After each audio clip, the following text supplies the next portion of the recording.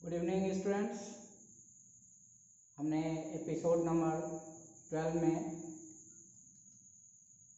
सतत आवेश वितरण के 3 पार्ट में से 2 पार्ट को देखा था। कल हमने देखा था surface charge density, that means areal charge density, जिसको हम हिंदी में बोलते हैं पृष्ठीय या क्षेत्रीय आवेश घनत्व, और उसके कुछ यूजेज देखे थे, कहाँ कहाँ हम यूज करते हैं।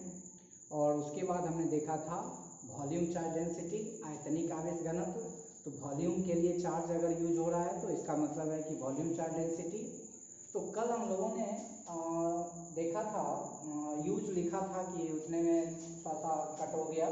तो आज हम देखते हैं कि वॉल्यूम चार्ज डेंसिटी का यूज कहाँ करते हैं। जो नए बंदे हैं, नए सब्सक्राइबर हैं, वो पूरा देख लीजिए जा करके, क्योंकि अब जो 13 के बाद 14 होने वाला है वो अभी तक हम कुछ नहीं पढ़े हैं। यही सोचिए कि इलेक्ट्रोस्टैटिक्स हम कुछ पढ़े ही नहीं। ये नूनू टाइप का टॉपिक है जिसको रट्टाफिकेशन बोलते हैं, कुछ है ही नहीं। 1-2 टॉपिक है जिसको थोड़ा सा और विशेष जानना पड़ता है। तो कहने का मतलब ये है कि अगर आगे समझना है तो पीछे के सारे वीडियोज आप प्रॉपर वे में देखिए। ये नहीं कि मतलब कि देखिए, क्लिक किए और अच्छा चल हट, मतलब ऐसा नहीं। टिकटॉक नहीं है कि 1.5 मिनट में 15 सेकंड में आपको रोमांचित कर देगा। ये फिजिक्स है या कोई भी सब्जेक्ट है, सब्जेक्ट को आप प्रॉपर वे में अगर पढ़ रहे हैं, खासकर एकेडमिक की जो तैयारी कर रहे हैं उसके लिए हम बात कर रहे हैं, वो प्रॉपर वे में देखिए। समय अगर इन्वेस्ट कर रहे हैं तो कुछ सीखिए। एनीवे हम यूज देखते हैं। तो कल यूज हम बता रहे थे वॉल्यूम चार्ज डेंसिटी के लिए, जिसमें वॉल्यूम होगा उसके लिए हम यूज करेंगे। तो वॉल्यूम किस किस में हो सकता है? तो क्यूब में हो सकता है, क्यूबाइड में हो सकता है, सिलेंडर में हो सकता है, स्फीयर में हो सकता है, ईटीसी। तो बेसिकली आप लोग ये नोन है आपके लिए, इस वजह से हम इसमें देख रहे हैं। पहले थ्योरी समझ लेते हैं, उसके बाद फिर डिटेल में जहाँ जाना है उसके हम जाते हैं। तो अब देखते हैं, जैसे फॉर क्यूब, अगर आप क्यूब के लिए सोचते हैं तो वही लूडो वाला छक्का जो बोले थे, ये आपका है। Each and every side are equals, so this is cube. अब हम बात करते हैं, इसमें 6 फेसेस थे। तो हमने चार्ज को जो दिया था सेकेंड टाइम में सिर्फ सरफेस पर दिया था, लेकिन अब हम दे रहे हैं अंदर मटेरियल। तो हम बात करते हैं यहाँ पर, ये अंदर मटेरियल हम दिखा रहे हैं, और ये चार्ज एक समान रूप से भी हो सकता है और वेरिएबल भी हो सकता है। मान लेते हैं टोटल चार्ज हमने क्या दिया, Q, और बोल दिया कि एक साइड क्या है, A। अब हम ये क्या बोल रहे हैं, हम सिर्फ यहाँ दिखाए हैं। थोड़ा सा अगर देखना चाहें, एक मेरे पास क्यूब है, इससे तो आप लोग नोन होंगे डेफिनेटली। आप देख सकते हैं कि ये क्यूब है, 6 फेसेस है। कल जो हम चार्ज को डाल रहे थे, ये प्लास्टिक का बना हुआ है, कुचालक भी है, तो इसके सतह पर हम डाल रहे थे, सतह पर, आगे पीछे ऊपर नीचे इधर इधर सरफेस पर दे रहे थे, अंदर मटेरियल में नहीं दे रहे थे। अब आज का टॉपिक है कि हम अंदर मटेरियल में किसी तरह से चार्ज को घुसाने में कामयाब हो गए, डालने में कामयाब हो गए, और एक समान भी हो सकता है और सतह टाइप से भी हो सकता है, मतलब कंटिन्यूअस भी नहीं हो सकता है। कंटिन्यूअस से मेरा मतलब कुछ और है, मतलब कि अंदर डालेंगे लेकिन उसका घनत्व जो है कहीं ज़्यादा कहीं कम, कहीं ज़्यादा कहीं कम हो सकता है। जैसे आजकल लोगों के बाल का डेंसिटी देखते हैं, मतलब कहीं ज़्यादा कहीं कम, तो जस्ट लाइक वैसा हो सकता है। तो हम ऐसा करते हैं, इसको रख देते हैं और इसका सॉल्यूशन निकालते हैं। अगर आपसे पूछ दिया वैसा बताइए कि इसका रो क्या होगा, क्योंकि वॉल्यूम चार्ज डेंसिटी को हम रो से डिनोट करते हैं। तो आपके पास जो फॉर्मूला दौर दुनिया में है वह क्या है, रो इज इक्वल टू क्या था, Q अपॉन V बोले तो वॉल्यूम। वॉल्यूम ये आपका चार्ज हो गया और ये आपका वॉल्यूम हो गया, ठीक है। अब हम बात करते हैं, Q आपको जो देगा वो दे दिए, टोटल चार्ज देगा। अब वॉल्यूम, तो आप जानते हैं घन का आयतन क्या होता है, भुजा Q, 3 बार भुजा गुना में होगा, आपका हो गया भुजा Q, ठीक है, वेरी सिंपल। अब हम अगर बात करें फॉर क्यूबाइड,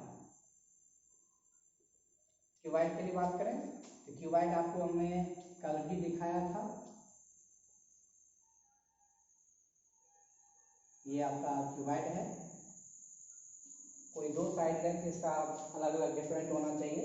इसका मतलब ये अगर आपका ए है, ये आपका बी है, ये मान लेते हैं सी है, मतलब इधर ए अंदर बी ऊपर सी। अब इस तरह से हम इसके वॉल्यूम में चार्ज देने में कामयाब हो गए। ओबियस है कि हम कुचालक के लिए बात कर रहे हैं, हमने कल सारा चीज डिटेल बात किया था। ये क्यू डाल दिए। अब कहता है कि इसका बताइए कि इसका रो क्या होगा। आपसे पूछ दिया कि भाई ये बताइए कि रो क्या होगा। तो वेरी सिंपल, सिंस रो बराबर क्या होता है Q upon V, charge upon volume. तो जो चार्ज हमने दिया वो रख लिए। अब वी का मतलब वॉल्यूम। तो घनाभ का आयतन तो पढ़ते पढ़ते यहाँ तक आ गया। तो लंबाई गुने चौड़ाई गुने ऊंचाई, तो ए इंटू बी इंटू सी। उलट पुलट के भी लिख सकते हैं, बी सी ए सी बी सी, ना इस तरह से कुछ लिख सकते हैं। अब हम बात करते हैं दूसरे के लिए, सिलेंडर के लिए बात कर लेते हैं। फॉर सिलेंडर, सिलेंडर के लिए बात करते हैं। हम आपको पहले ही बता चुके हैं सिलेंडर आपको कैसा डब्बा टाइप का लेते हैं। ये आपका डब्बा है, ये आपका हाइट है, ये आपका रेडियस है, ये हाइट ये रेडियस। अब हमने बोला था कल कि साइड में और ऊपर नीचे दे रहे हैं तो वो हमारा पृष्ठ पर चार्ज है, लेकिन आज हम बात कर रहे हैं कि इसके वॉल्यूम में अंदर में। तो वॉल्यूम में है तो इसका मतलब यहाँ दिखा देते हैं। अब चार्ज हमेशा मत सोच लेना है कि सर आप तो हमेशा माइनस ही दे रहे हैं, ये कोई आवश्यक नहीं है। हमारा प्लस भी हो सकता है माइनस भी हो सकता है। हाँ, प्लस माइनस दोनों नहीं हो, प्लस माइनस दोनों अगर बराबर हो जाएगा तब तो न्यूट्रल हो जाएगा, तब तो चार्ज है ही नहीं, या तो माइनस या तो प्लस। अब बात करते हैं क्यू दे दिया। अब हम बात करते हैं, आप जानते हैं इसका आयतन क्या होता है, इसका वॉल्यूम अगर आपको याद करवाया गया होगा तो याद कीजिए क्या होता है। और किन्हीं को दिमाग में नहीं है महानुभाव को तो याद कर लें, ये ऊपर वाला वृत्त है, वृत्त के क्षेत्रफल में ऊंचाई से गुना कर देना है। हमने इसके वक्र पृष्ठ के क्षेत्रफल में क्या किया था, परिधि को ऊंचाई से गुना किया था। परिधि था 2 पाई आर, उसको ऊंचाई से गुना किए थे तो 2 पाई आर एच हो जाता था। लेकिन अब वॉल्यूम के लिए अगर बात करते हैं तो वॉल्यूम में क्या करना है, इसका क्षेत्रफल ले लेना है और उसको ऊंचाई से गुना कर देना है। तो वृत्त का क्षेत्रफल होता है पाई आर स्क्वायर और उसको ऊंचाई से गुना करेंगे क्या हो जाएगा पाई आर स्क्वायर एच। तो वृत्त का क्षेत्रफल पाई आर स्क्वायर, उसको ऊंचाई से गुना करेंगे क्या होगा पाई आर स्क्वायर एच। तो दैट मीन्स रो अगर बात करते हैं तो क्यू अपॉन क्या हो गया वी। क्यू अपॉन वी के जगह पे क्या रख देंगे पाई आर स्क्वायर एच। इसी को सुता देंगे तो पाई आर स्क्वायर एल हो जाएगा। अब हम बात करते हैं फॉर स्फेयर। स्फेयर, गर्मी का समय है तो तरबूजा खरबूजा से उपयुक्त उदाहरण तो कुछ हो ही नहीं सकता है। तो सपोज दैट ये आपका तरबूजा टाइप का है, ओबियस है ये कुछ अलग की बात हम कर रहे हैं, सिर्फ एज्यूम करने के लिए हम तरबूजा पे गए हैं, क्योंकि तरबूजा के अंदर तो लिक्विड है, सॉलिड भी है लेकिन उसमें लिक्विड का कुछ अंश है, तो मटेरियल है, ओबियस है कि कुछ अलग है। और इसके अंदर हम चार्ज देने में क्या हो गए कामयाब। अब ये चार्ज देने में कामयाब हो गए तो इसका रेडियस तो कुछ होगा, तो रेडियस होगा तो क्या करना है इसका आयतन, मतलब चार्ज टोटल मान लेते हैं क्या दे दिया क्यू, बता पूछ दिया कि भाई तब बताइए rho is equal to what, मतलब volume charge density is equal to what. तो आप जानते हैं since rho is equal to Q upon V, जो समय गीत गाए वही यहाँ भी गाएंगे, बराबर हो गया ये क्यू अपॉन वी का मतलब हो गया वॉल्यूम। आप जानते हैं गोला का आयतन क्या होता है, तो आप 4/3 पाई आर स्क्वायर, यानी 4/3 पाई आर क्यू। ठीक है, अब इस तरह से आप क्या किए कि आप मान रख दीजिएगा, और बार बार हम बात कर रहे हैं सारा डाटा एसआई में ही रखना है। पाई तो अपना पाई कांस्टेंट है ही, सारा डाटा एसआई में रखेंगे तो आंसर भी हमारा कितना आएगा एसआई। तो इस तरह से अभी तक आप लोगों ने देखा रेखीय आवेश घनत्व, पृष्ठीय आवेश घनत्व और आयतनिक आवेश घनत्व। अब इसका उपयोग हम आगे करेंगे, इसमें कहीं कोई दो राय नहीं है। हम लोग ऐसे नहीं इस पर टाइम इन्वेस्ट किए हैं कि हमको सवाल पूछा जाएगा बिहार बोर्ड में या अदर बोर्ड में, अदर कम्पिटिटिव एग्जाम में, इसलिए हम पढ़े नहीं, अगले वाले टॉपिक को इजी करने के लिए हम पढ़ते हैं। हम लोग 1 by 1 क्लास स्टेप में आते हैं। ऐसा भी तो हो सकता है कि डायरेक्ट पैदा लेते हैं और 10 साल नहीं पढ़ते सीधा 10th में आ जाते हैं, ऐसा भी हो सकता था, मेरे पास ऑप्शन है, सीधा हम 10 में जाते। क्यों हम ग्रेजुअली इंक्रीज करते हैं? पहले उसको बताया जाता है कि भाई A for apple, B for ball, उसको रटवाया जाता है, बोलो A for apple, B for ball. जब वो जानता है कि ए फॉर एप्पल होता है, तो जब थोड़ा सा बड़ा होता है, वो अच्छा एप्पल, दिस इज एप्पल, खाया जाता है और उसको बड़ा मजे से खाता है। बाद में और बड़ा होता है, तब पता चलता है यार एप्पल खाने से तो बड़ा हमारा पाचन तंत्र बढ़िया होता है, ताकत भी बनता है, बड़ा शौक से खाता है। लेकिन जब और आगे जाते हैं तो उस दार्शनिक विचार आ जाता है कि सेब कितना महत्वपूर्ण है, प्रकृति ने हमको कितना बढ़िया फल दिया, जिसको हम खा करके अपने शरीर की ताजगी को बढ़ाते हैं। और उस फल को कहाँ से लाया जाता है, कैसे उपजाया जाता है, उसके बारे में हम सोचते हैं, प्रकृति के बारे में हम सोचना शुरू करते हैं कि प्रकृति में ढेर सारे ऐसे फल हैं जो हमको काफ़ी एनर्जी देती है। तो इस वजह से स्टेप बाय स्टेप हम लोग पढ़ते हैं। तो वही बात यहाँ पे है कि आपका ये ऐसे नहीं पढ़ाया गया है, ऐसे नहीं बोला गया है, इसका स्टेप आगे है, आपका यूज है, वो हम देखेंगे। तो चलिए, अब जितना फॉर्मूला है सबको थोड़ा सा एक मुट्ठी में बांध देते हैं, एक डब्बा में पैकेट में बना देते हैं, कोई चोर चोरी ना करे। तो थोड़ा सा देख लेते हैं, उम्मीद करते हैं कि सभी लोग लिख लिए होंगे जो मान हुआ। तो PDF आपको मिल जाएगा और सभी को एक जगह पर फॉर्मूला को हम कर देते हैं, तब थोड़ा सा न्यूमेरिकल से भी लड़ाई करेंगे कि भाई तेरे अंदर क्या है, क्योंकि बिना न्यूमेरिकल से लड़े फिजिक्स केमिस्ट्री तो आप समझ ही नहीं सकते हैं, इस बात की फुल गारंटी है। अब हम बात करते हैं फॉर्मूले। आप लोग अभी तक क्या क्या फॉर्मूला पढ़े? तो दौड़ दुनिया में तो आपके पास बेसिक रूप से दो ही जगह पे फॉर्मूला है, from quantization of charge, quantization of charge. Quantization of charge में क्या हुआ था कि आपके पास मात्र एक फॉर्मूला आया था, उसमें क्या हम बोले थे कि mod of Q is equal to आया था Ne, मतलब आवेश का अगर परिमाण निकालना है तो Ne हो जाएगा। और नेचर के साथ अगर बोल दिया, आवेश का मान बताइए, मान और परिमाण दो अलग अलग चीज है। आवेश के व्यू से मान का मतलब होगा कि आवेश की प्रकृति भी लिखिए और न्यूमेरिकल डाटा भी लिखिए, मतलब सांख्यिक मान भी लिखिए। जैसे Q का मान हमने लिखा +5 कूलम, तो प्लस हो गया नेचर, 5 हो गया हमारा सांख्यिक मान, कूलम तो हो गया मात्रा। अब कहता है परिमाण, परिमाण का मतलब मॉड ऑफ Q बराबर 5 कूलम। तो हालांकि 5 के पहले प्लस छुपा हुआ है, लेकिन मॉड लगने की वजह से हम सिर्फ 5 पर ध्यान देंगे, 5 कूलम। जैसे Q is equal to -5 coulomb, तो Q is equal to -5 coulomb जब हम लिखते हैं, ये हमारा मान है, ठीक है, वैल्यू है। क्योंकि चार्ज जो होता है प्रकृति में दो तरह के होते हैं, पॉजिटिव एंड निगेटिव, पहले हम लोग जिक्र कर चुके हैं थोड़ा। अब हम बात करते हैं, ये जो है ये हमारा नेचर है और ये हमारा क्या है, मैग्नीट्यूड, ठीक है, परिमाण।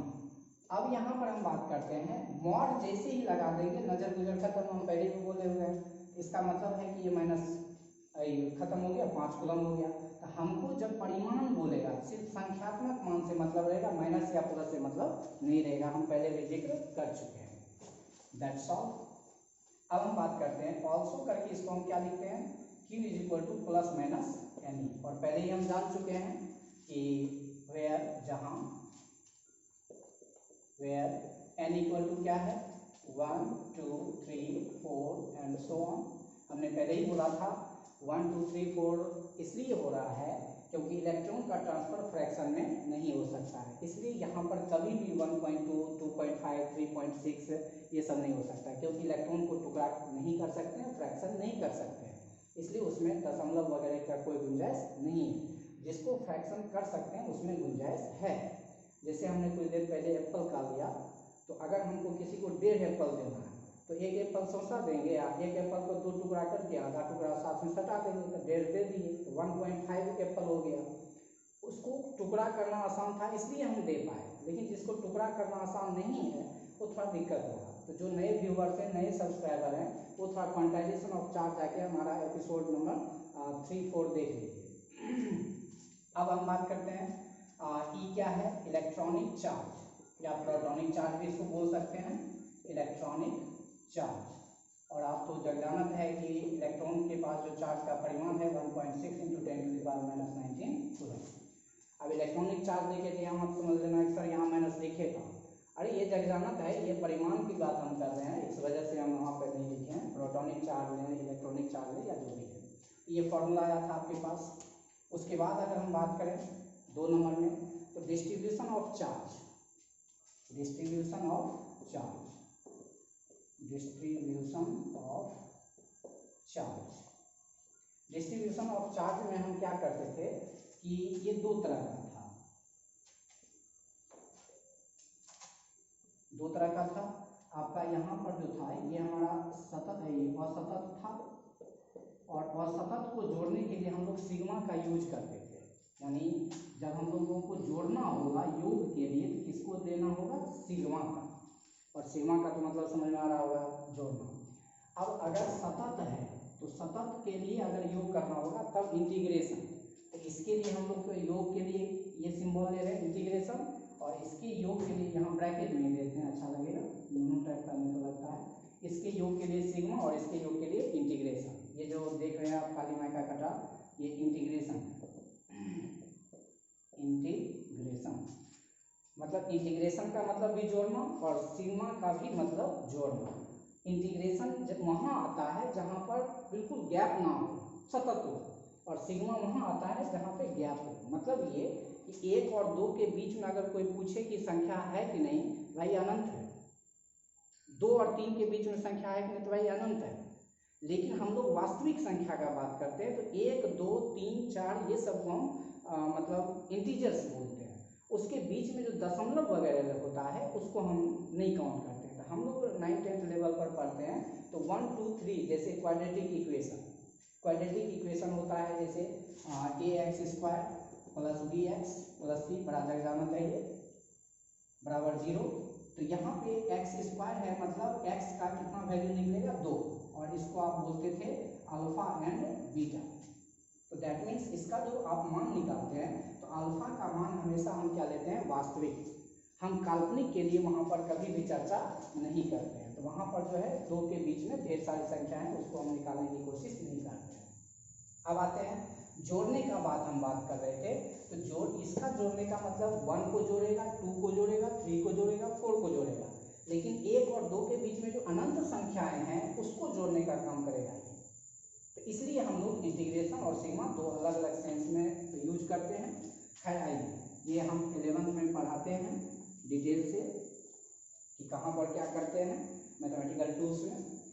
ये 3 भाग था, 3 बेटा इसका था। एक था आपका लीनियर, एक था आपका सरफेस, एक था आपका वॉल्यूम। इसको हम लोग क्या चीज से नोट कर रहे थे, यहाँ पर लिख देते हैं। ये था आपका लैम्डा, ये था आपका सिग्मा, ये था आपका रो, ठीक है। अब इसका जो है फॉर्मूला क्या था, लैम्डा = Q/x। इसका फॉर्मूला क्या था, सिग्मा = Q/A, और इसका फॉर्मूला था Q/V, ठीक है। अब थोड़ा सा जगह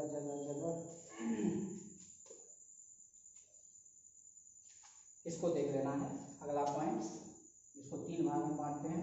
ये इसका नहीं है, देख लेना है, यहाँ से है यूं यूं यूं, मतलब ये वाला खाका इसका, ये वाला खाका इसका, ये वाला खाका इसका। अब इसके लिए बात करते हैं, इसके लिए तो मात्रक का बात करते हैं, तो ये हो जाता है कूलम/मीटर, क्योंकि आवेश के लिए कूलम, इसके लिए मीटर, कूलम/मीटर। इसी को स्टाइल मार के लिख सकते हैं कूलम/मीटर/(-1), क्योंकि मीटर पावर 1 है, ऊपर जाएगा तो -1 हो जाएगा, ठीक है। अब बात करते हैं यहाँ पे इसके लिए कूलम, इसके लिए मीटर²। इसका हो जाएगा कूलम/मीटर² या फिर कूलम/(10⁻²). क्लियर। इसके लिए बात करेंगे, इसके लिए कूलम, इसके लिए मीटर, क्यू, कूलम/मीटर क्यू। इसी को स्टाइल मार के लिखेंगे कूलम/(10⁻³ बीमा के लिए बात कर लेते हैं, डायमेंशन। लैम्डा का डायमेंशन क्या लिखेंगे, हम तो पहले भी चर्चा कर चुके हैं। इसके लिए 80 है, इसके लिए एल ऊपर जाएगा तो 80l - 1, तो 80l - 1 या इसी को हम क्या बोलते हैं ITl - 1। इसके लिए हम क्या लिखेंगे सिग्मा के लिए 80 और इसके लिए l - 2 ऊपर चला जाएगा तो 80l - 2 और ITl - 2। इसके लिए बीमा क्या हो जाएगा, इसके लिए 80 इसके लिए L3 ऊपर जाएगा तो l - 3। इसका मतलब ये हो जाएगा 80l - 3 और ITl - 3। तो ये आपका इतना हो गया। अब इसी फॉर्मूला का इस्तेमाल करके हम उससे कुछ व्यायाम न्यूमेरिकल वगैरह देखेंगे, छोटा मोटा देखते हैं, उसके बाद पिटारा जब खोलेंगे तो बहुत बड़ा बड़ा देखेंगे।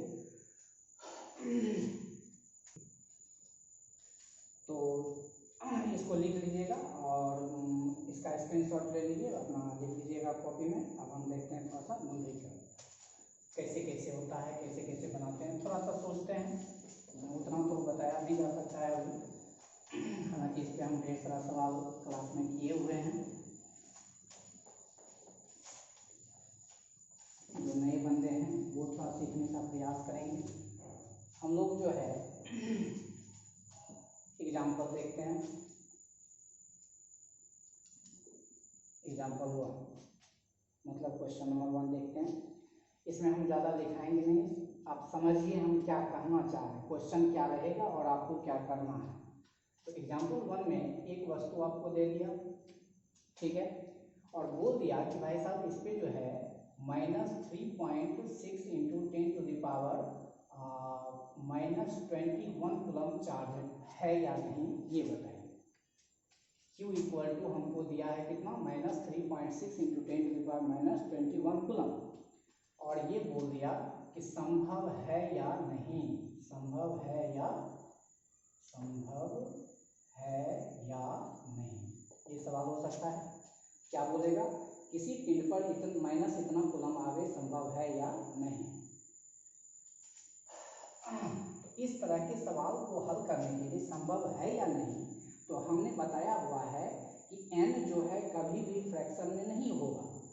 चार्ज इतना दिया है तो ठीक है, डाटा तो कुछ भी लिया जा सकता है, लेकिन n बताएगा कि अगर n = फ्रैक्शन आए, n = क्या आ जाए फ्रैक्शन, तो नो, और यदि n = आ जाए होल नंबर, n = क्या आ जाए होल नंबर, तो यस, वेरी सिंपल। तो इसका मतलब है कि n हमको बताएगा कि ये क्या होगा। चलिए निकालते हैं। सिंस आप दौड़ दुनिया में एक ही फॉर्मूला तो पढ़े थे, मॉड ऑफ Q बराबर क्या होता है NE। अब n जब निकालना रहे तो मॉड लगा दिए तो नजर गुजर सब क्या हो जाएगा खत्म। तो n बराबर क्या हो जाएगा मॉड ऑफ Q, अब बटा में ये चला जाएगा बटा में, तो मॉड ऑफ Q बटा क्या हो गया E। उसको आप लिख दीजिए -3, मॉड लगा दिए ये वाला माइनस खत्म। अब मॉड लगा देंगे तो ये माइनस प्लस बन जाएगा। तो दिमाग में ये मत लेना कि सर इसको भी तो माइनस है, हमने संख्या के बारे में बोला है। आप लोग पढ़े होंगे संख्या को पॉजिटिव करते हैं, पावर को पॉजिटिव नहीं करते हैं। अब संख्या पॉजिटिव नेगेटिव क्या है दोनों क्लास में पढ़े होंगे आप लोग।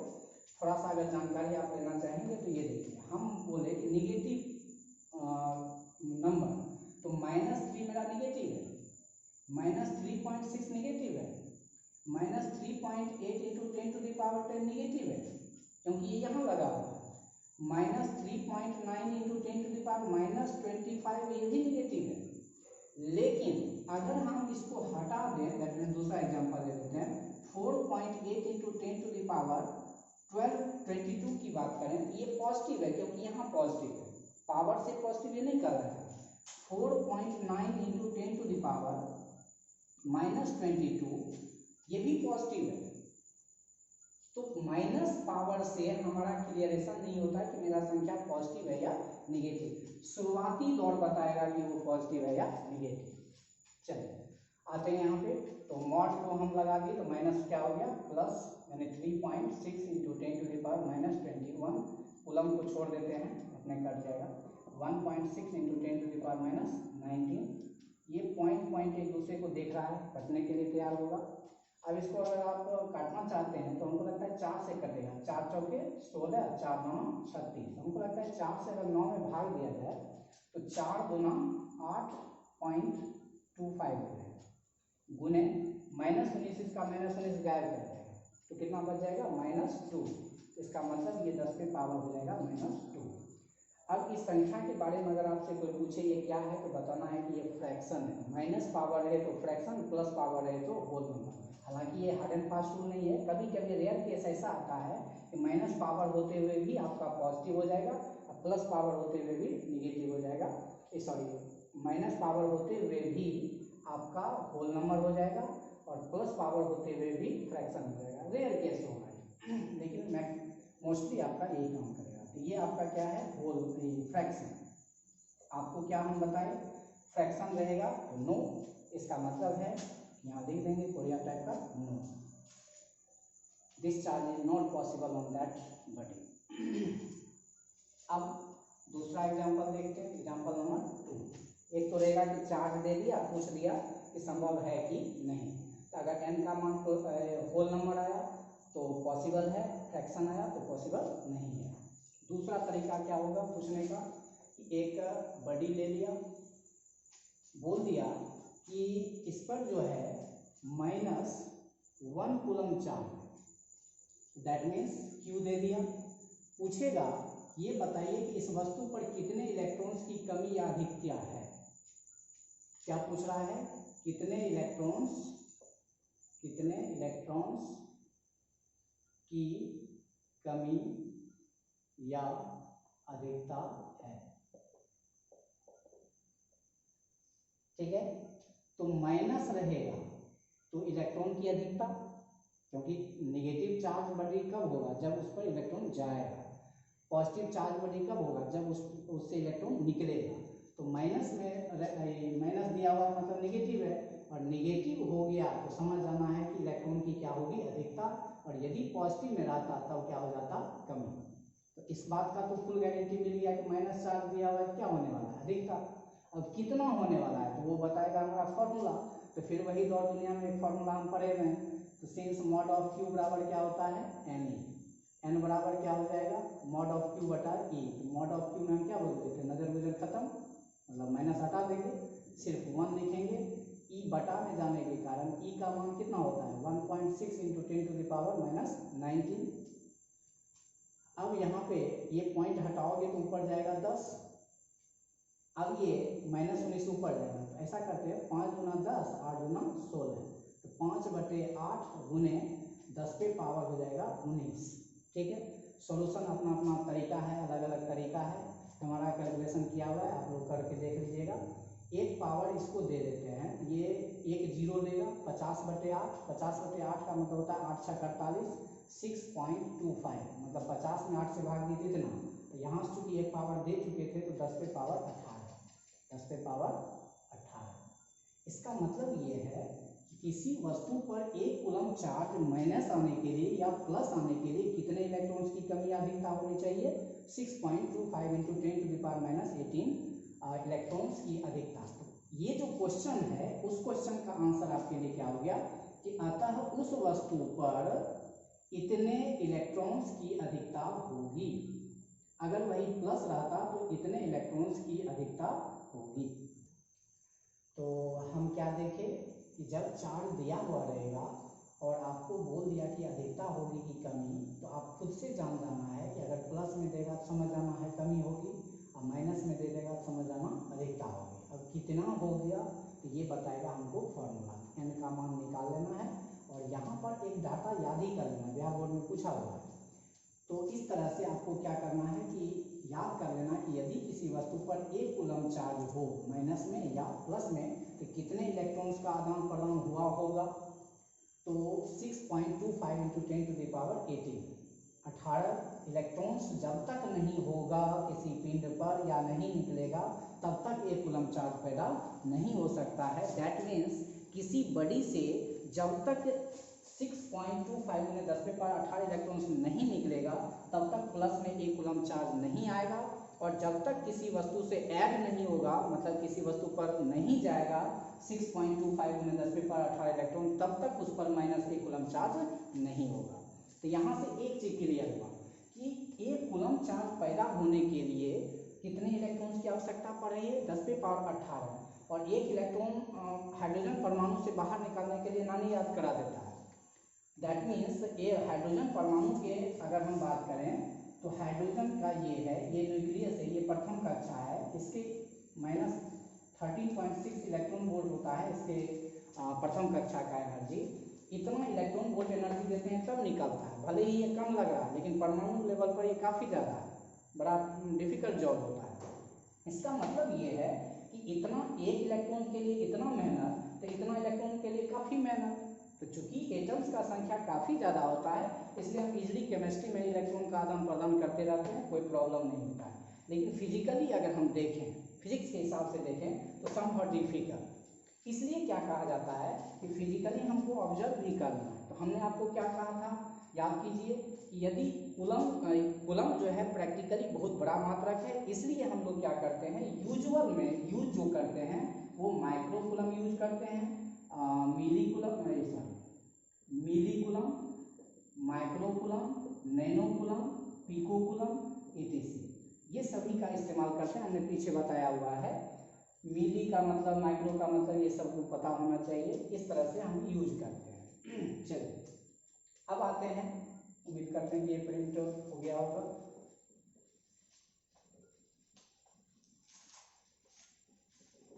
अब क्या बोलेगा अगला एग्जांपल में कि दो वस्तु दे, कोई भी दो वस्तु हो सकता है। मान लो कि ये ग्लास है और ये सिल्क है। कोई भी दो ऐसा वस्तु लेगा कि जैसे इलेक्ट्रॉन निकलेगा, एक से निकलेगा, एक से जाएगा। ये दोनों को रब किया या जो भी क्रिया किया, ग्लास से इलेक्ट्रॉन निकल गया यहाँ से। और कितना इलेक्ट्रॉन्स निकला, तो बोल दिया कि भाई 10⁻16 इलेक्ट्रॉन्स निकला। तो कहाँ से कहाँ निकला, ग्लास से सिल्क पर। तो पूछेगा कि ग्लास पर बताइए आवेश का परिमाण और सिल्क पर बताइए आवेश का परिमाण ध्यान देना है। तो परिमाण बोला तो मतलब क्या, mod of Q equal to what, किस किस पर बताना है भाई, तो Q mod of Q silk बताना है, परिमाण चूंकि बोला है। मॉड ऑफ क्यू ग्लास बताना है, ये आपको पूछ रहा है। तो जितने इलेक्ट्रॉन्स का आदान प्रदान होता है दैट इज कॉल्ड एन, ठीक है। Number of transfer of electrons, जितने इलेक्ट्रॉन्स का ट्रांसफर हुआ उसको हम क्या बोलेंगे, एन। अब हम बात करते हैं, दौड़ दुनिया में तो एक ही फॉर्मूला हमारे पास है। तो इससे इलेक्ट्रॉन निकला, ये पॉजिटिव है, इस पर गया तो निगेटिव। अब कितना चार्ज होगा, तो ये एन हमको दिया हुआ है। ऑब्वियस है कि अपने पास फॉर्मूला क्या है, since mod of Q is equal to क्या होता है, एन ई। एन का मान आपको दिया हुआ है 10⁻16, ई का मान क्या होता है 1.6 × 10⁻−19 कूलम। अब इसको सोल्व करोगे तो 1.6 तो बेचारा यहाँ रहेगा। अब ये प्लस है, ये माइनस है, प्लस माइनस तो विरोधी गुण है प्रैक्टिकल लाइफ छोड़ के। अब यहाँ पर हम बात करते हैं 10⁻16, इसमें से घटा दो क्या हो जाएगा, -3 कूलम दे दिए। अब यहाँ चार्ज का परिमाण हमारे पास आ चुका है, तो आपसे तो पूछा भी तो ही जा रहा है। तो that means mod of Q किस पर, सिल्क पर, कितना होगा 1.6 × 10⁻³ कूलम।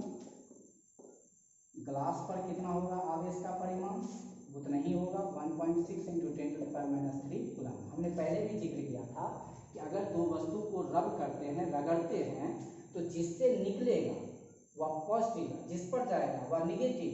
जितना इस पर प्लस परिमाण आएगा उतना ही उस पर माइनस परिमाण आएगा। वही चीज यहाँ हो रहा है।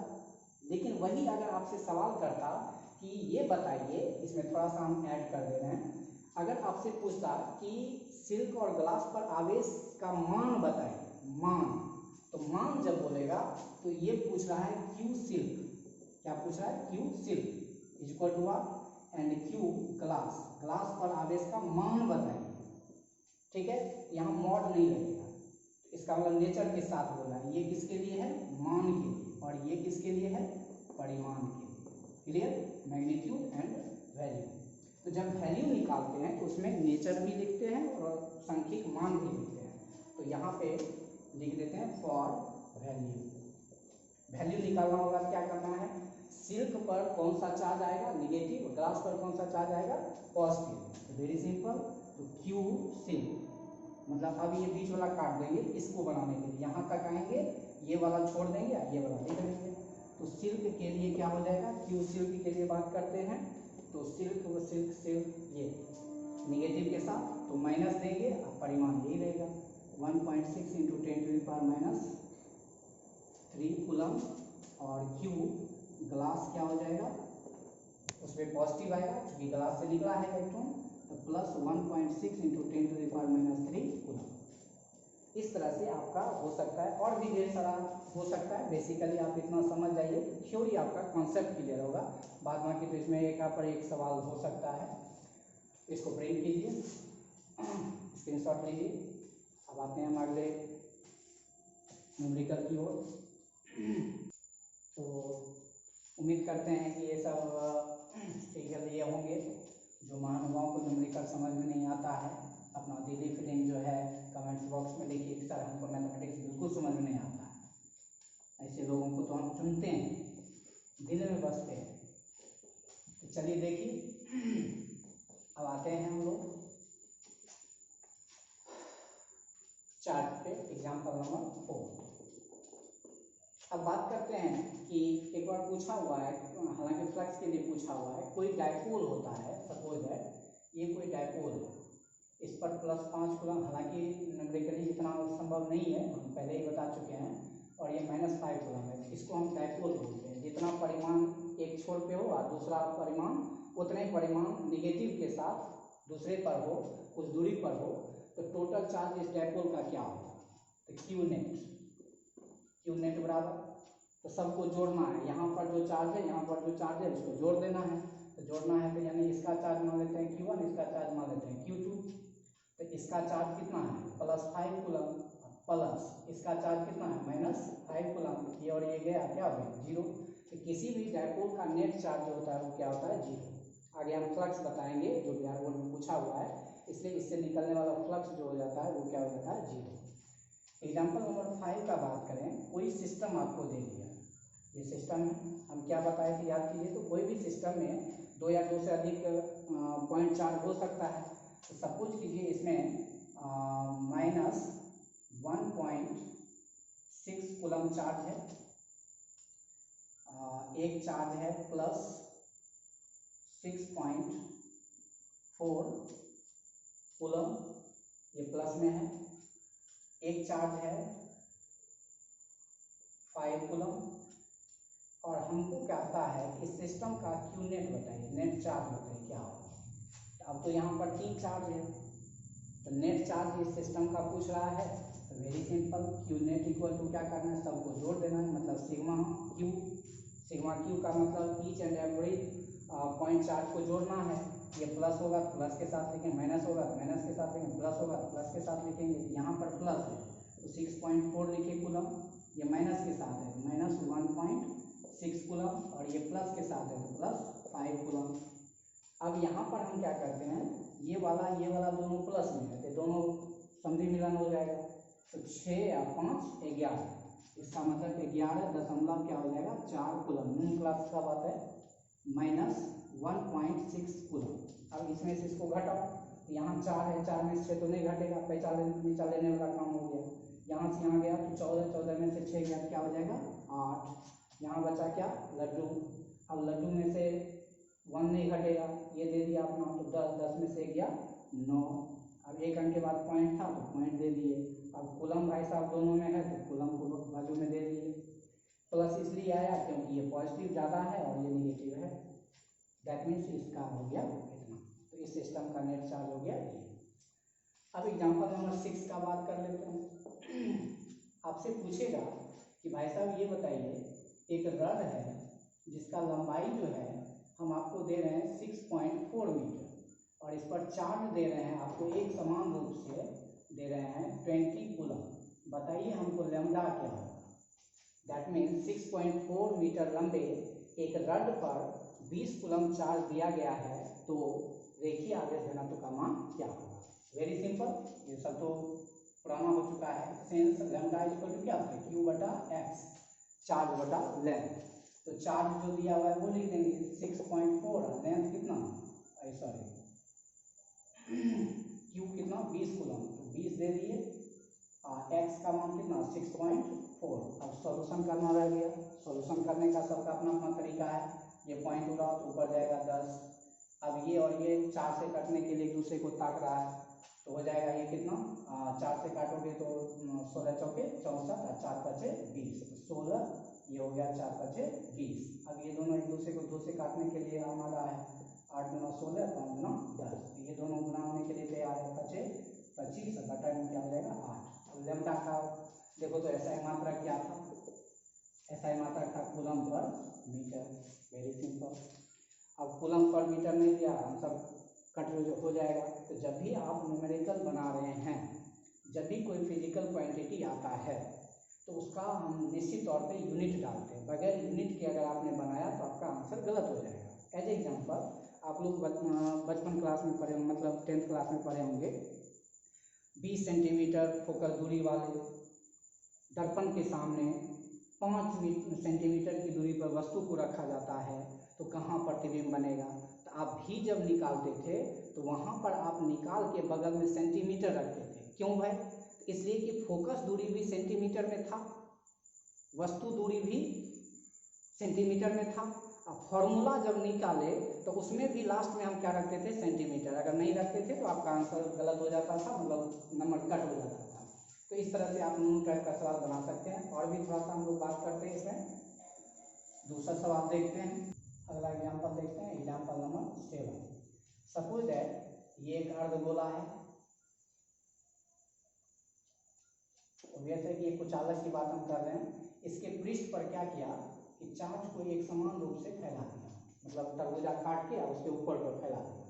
इसका मतलब ये है कि उसके ऊपर पर जब फैलाया तो टोटल चार्ज मान लो कुछ दे दिया, सपोज दैट 3.2 × 10⁴ कूलम, इतना दे दिया। और इसका त्रिज्या कुछ दे दिया, इसका त्रिज्या दे दिया 10 सेंटीमीटर। बोल दिया कि ये बता, सरफेस वाला बात चल रहा है, इसका मतलब इसका पूछेगा सिग्मा = व्हाट बताइए। तो जो भी ये कुचालक है, तो जब सरफेस पर दे दिया तो सरफेस पर दे दिया तो इसका मतलब सिग्मा। तो दौड़ दुनिया में सिग्मा का फॉर्मूला क्या आया था, सिग्मा = Q/A। Q का मतलब जो चार्ज दिए, तो चार्ज आपने कितना दिया है 3.2 × 10⁴। मात्रा का भी छोड़ देते हैं, बाद में रख देंगे। अब एरिया चाहिए, तो एरिया चाहिए तो तरबूजा का पूरा हिस्सा नहीं है, पूरे सतह पर नहीं है, आधे तरबूजा के सतह पर था। हम सिर्फ एग्जाम्पल तरबूजा ले रहे हैं, लेकिन ये कुछ अलग है, प्लास्टिक वगैरह का है, रबर वगैरह का है। अब उसके सतह पर हम क्या किए हैं कि उसके सतह पर जब दे दिए तो पूरे सतह का क्षेत्रफल होता है 4πr², 4πr², और उसका आधा हो जाएगा क्या हो जाएगा 2πr²। इसका मतलब ये हो जाएगा 2πr²। अब वैल्यू रख देते हैं 3.2 × 10⁴ बटा 2 × पाई का मान 22/7 रखो या 3.14 रखो, तो सबको अच्छा लगता है 22/7 फोर्थ पे रहता है, गुने।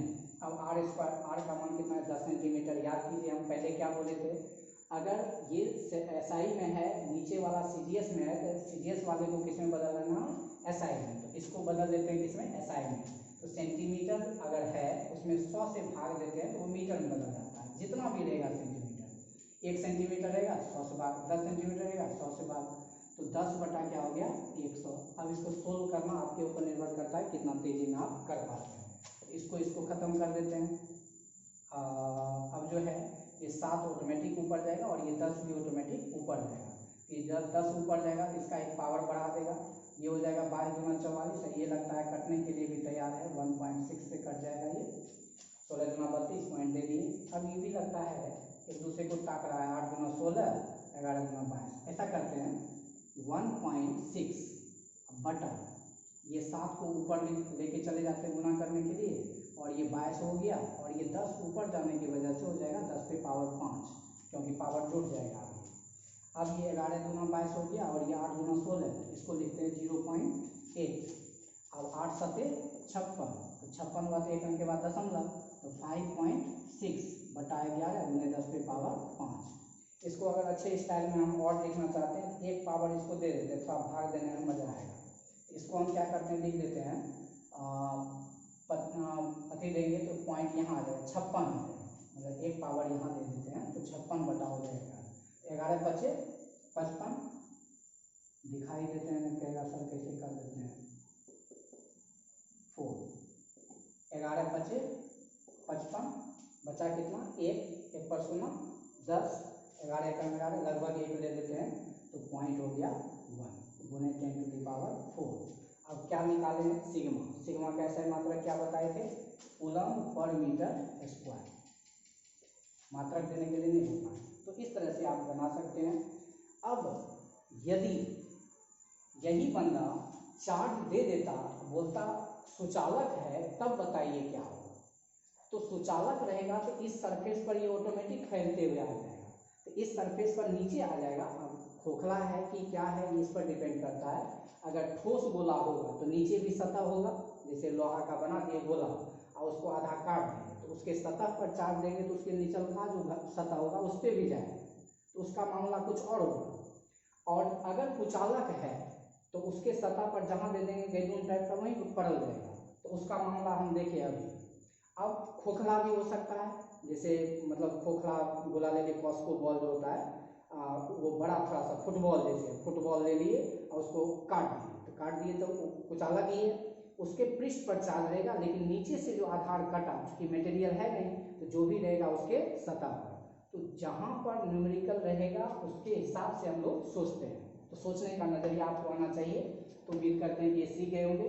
और भी पिटारा में कई सवाल हैं, लेकिन जब हम न्यूमेरिकल का पिटाराबाजी में खोलेंगे तब वहाँ देखेंगे न्यूमेरिकल का वो अलग ही पिटारा होगा, पिटारा नंबर 1, पिटारा नंबर 2, तो उससे निकलेगा जादुई छड़ी। तो अब हम बात करते हैं, आगे देखेंगे।